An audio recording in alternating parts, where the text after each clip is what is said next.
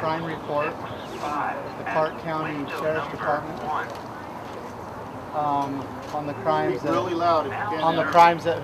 been committed against our community. And I would like to read a statement. Hopefully it's not too long for you, but bear with me.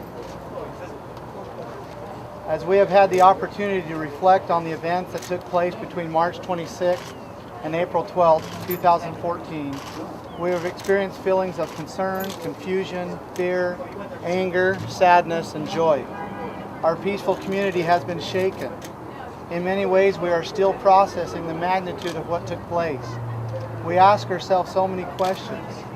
Did the federal government really come into the valley and terrorize our community? Did hundreds of armed forces in Red Dawn fashion lock down the hills and valleys of our peaceful home, threatening at gunpoint anyone who stepped off the paved roads with forceful and lethal action? Did we really see armed forces convoying through the streets of our town, diligently recording names and recording names and identities of anyone who glanced wrong at them or opposed them in any way? Was there really heavy equipment in the form of a dump truck and backhoes on our mountains, tearing up infrastructure that we have used for hundreds of years and is vital to our survival? Were we truly in the crosshairs of snipers and under surveillance by the latest technology of weapons? Did these forces actually point their rifles in the faces of our little children while beating down their unarmed fathers to the dirt and hauling them off in chains?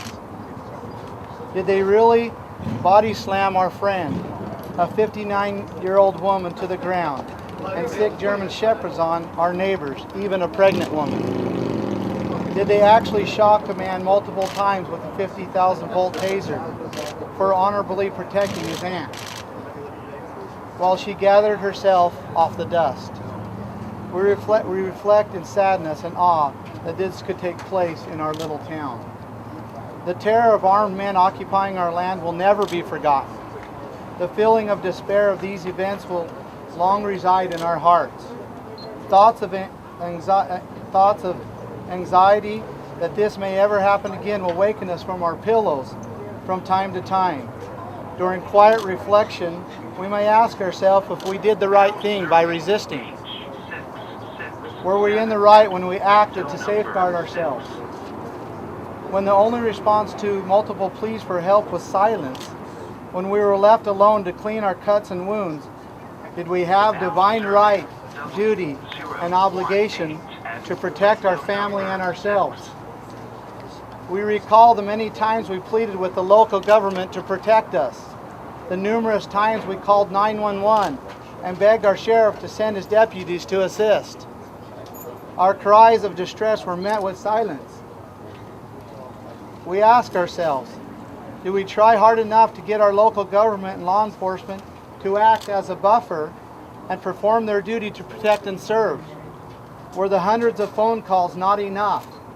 Or is it that that our elected leaders and our sheriff have forsaken the people in trade for power and money? We wholeheartedly want to believe that our sheriff would not abandon us. But where was he? Where was his shield of influence? And where has he been?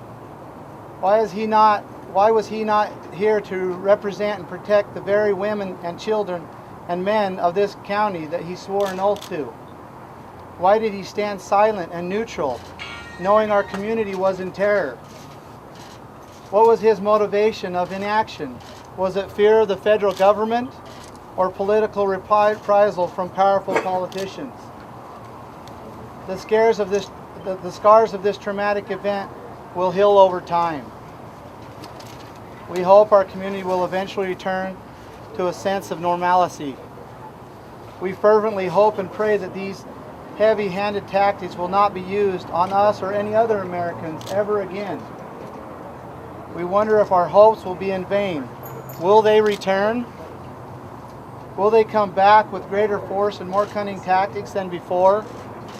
Will our sheriff keep his oath this time and use his lawful forces to stop them? Or will the people be left left to their own protection? Will the good people of this nation yet again have to come running to the rescue of a neighbor? Will veterans, retired police forces, churches, businesses, families, and individuals have to unite once again to confront these acts of government terror upon the American people?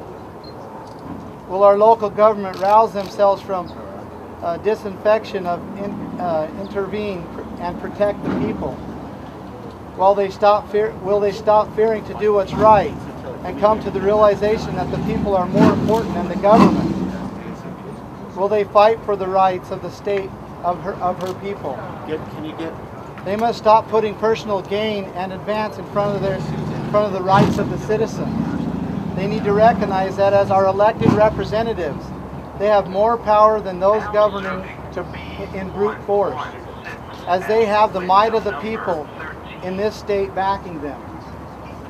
With that power we invest in them, they have the obligation to safeguard our livelihood, combat forces of fear, and protect our lives with their own. A few weeks ago, our community was in a state of innocence and naivety. We felt safe and mostly kept to ourselves. We thought the world's problem would only affect us through television and could be shut off with the push of a button. Our innocence has left us now. We have experienced firsthand the breath of force upon our necks. We have gasped in the desperation as our lives and agency were threatened. Our cries have been ignored by our guardians in the next room. We faced a choice: either lie down and submit helplessly in defeat, or bite, scratch, and fight until help would come. We are eternally and profoundly grateful for the many heroic neighbors who heard our desperate cries and crashed through the windows to rescue.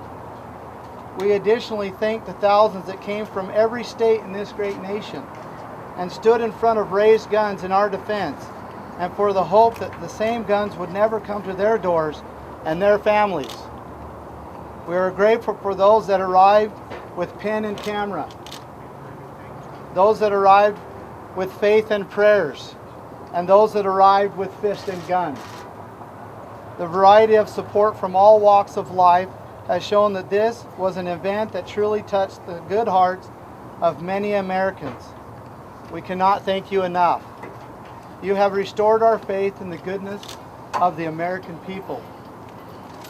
Our message to all is that it is time to make things right. It is time to adhere to the supreme law of the land, the Constitution of the United States. It is time to understand right, stand for what's right, and do whatever it takes to make it right. We must continue the vision of our founding fathers in preserving the freedom of the American people and the sovereignty rights of the states. A nation can never abandon its fate to an authority it cannot control.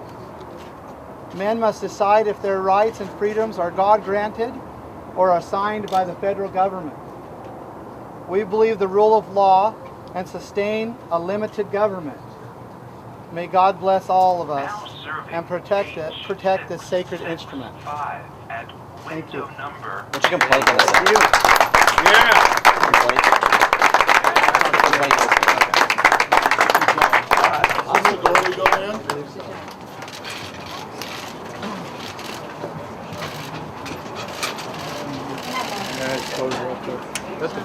Press go in. We should open both.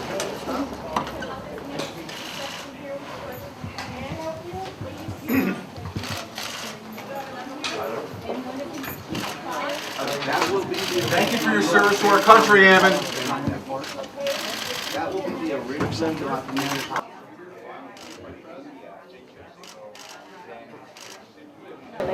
I think we just need to give the sheriff opportunity to do his job, and demand that he does that.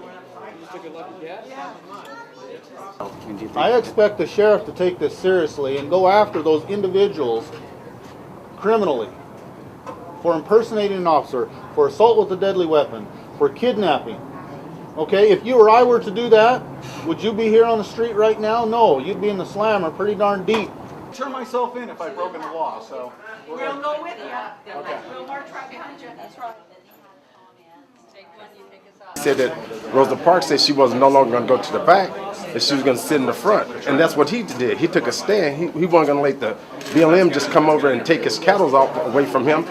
He was standing his ground. So a lot of people took it out of perspective, like he was saying he's against blacks. That's not what he was saying. He was saying is that he's not going to stand for people just coming in, just running over him. You know, the whole world tired of the government doing this right here. The government just been ripping and running, as you know, just doing it whatever they want to do to anybody, and no one saying nothing. And I'm glad that Bundy's standing up for it. Oh yeah. You know, sir, and I mean this very sincerely. I would never, as a matter of fact, when I heard that he had made quote unquote racist comments, I said I'm not going to stand behind that.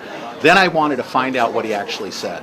And what I heard him say was that he asked the question, are we truly better off after fighting our way all the way to this point? Are we truly better off today than we were back at that time when we had a good family unit? We had good work ethic. Slavery is bad, of course, but are we really, through that entire struggle, even through the civil rights movement, are we better off today than we were back then? Do you believe that by doing this that we're going to become better off tomorrow? No. It's going to be the same. It don't matter how you look at it, because as long as the government keep on just going through this world, just doing whatever they want to do, and no one's standing up for it, they're going to keep on pushing us until they can't push us no more. We're just going to lay flat on the ground, and that's what they want. And lucky enough for Mr. Bundy coming in doing what he's doing, it's saving the day. I'm hoping that this message right here go to everyone. You know, he's not against racism. You know, he's not a racist, and I believe what he said. Do you believe he's fighting for your interests too? Oh, he's fighting for everybody's interests. Mines, Mexicans, whites, Jews, Japanese, Puerto Ricans, everybody. That's right. You know, it's just that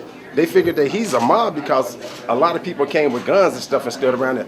The same thing the BLM do. They come up in there, they got guns and everything. You know, he's standing on his ground on his property. They comes along, they bring dogs and everything out there, tasers, you know, for what? You know, it didn't make any sense for them to do that. That's right. Thank you very much, sir. My personal filing was for the crimes of impersonating an officer and for assault with a deadly weapon. And that was because of the incidents where they trained weapons upon me and my family, and where they were acting outside the bounds of their authority. Again, the policing power that we, the people, we have delegated that to the county sheriff. We have never delegated that to anyone else, nor can we. That is the proper place. The federal government does not have the authority to police. They have no power to arrest. They have no power to imprison. Okay? That belongs to our county sheriff alone. Any other person who, whether they wear a badge or have a vehicle that says law enforcement with lights and pack a firearm, they are impersonating an officer. They are impersonating our county sheriff. This is a serious crime. How do you think it happened that they got the weapons and that they took that? Well, over the years, we have never held our governments accountable. We have allowed them to do things over and over and over and over again that are incorrect, unconstitutional, unlawful. Okay? This is what has made our family, the Bundy family, so famous, is that we finally said no more. And the people come flocking in support because they also say no more. This is a wake-up call. It's a wake-up call. It's an awakening. So, anyway, thank you. Thank you. Thank you so much. I mean, do you expect something to come of this? Do you expect any of these rangers to be arrested, or what do you think's luck? You know what? I don't know. You know, that's anyone's guess. I think that something needs to be done. I think the sheriff needs to stand up and do his job, and there was a lot of bad things happening, things that weren't right and against the laws, as far as I'm concerned. I mean, is there a reason, like with the assault? I know that happened at 9th. Was that Yes, 9th? it was a Wednesday the 9th. Okay. Yes. Why you waited almost a month to file it? I mean, is it? Just because we have been very busy, there's been a lot going on, and you know, things were still happening, you know, because of course Saturday happened after that and whatever. So yeah, we just decided to do it together. Okay. Do you feel comfortable with the amount of support you had here, the number of people that came down to file? Yeah, I think that there's more. I mean, they're come by themselves or whatever, you know, people are working and those kind of things. So yeah.